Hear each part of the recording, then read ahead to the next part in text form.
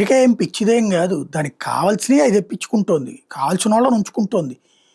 ఆహ్, ఆ పాయింట్‌లని అడ్డం పెట్టుకొని అక్కడికెళ్ళినోళ్ళనే పంపించేస్తుంది. ఇప్పుడు హెచ్-1బీ వీసాల్లో హైలీ టాలెంటెడ్ పీపుల్‌నేమో అది వెనక్కి పంపించట్లేదు.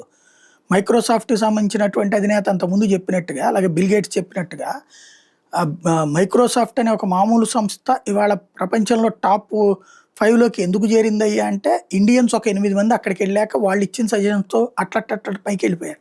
ఈళ్ళకి జీతాలొచ్చినాయి. ఆళ్ళకి వేల కోట్లు, లక్షల కోట్లొచ్చినాయి. అందుకని ఇండియన్స్ అంటే అక్కడ సిలికాన్ వ్యాలీ ఇండియన్స్ లేకపోతే లేదు.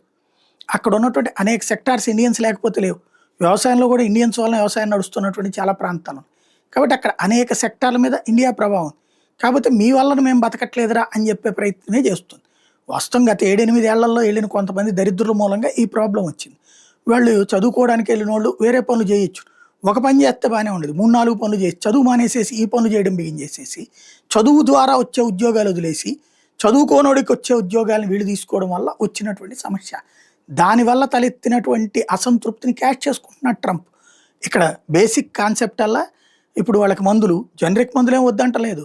అలాగే ఆళ్ళకి గావాల్సినట్టు ఎలక్ట్రానిక్ వస్తువుల మీద ఏం పెద్ద టారిఫ్‌లేయలేదు. మనకి లాభం వచ్చే వాటిటి మీద పన్నులేస్తున్నాడు.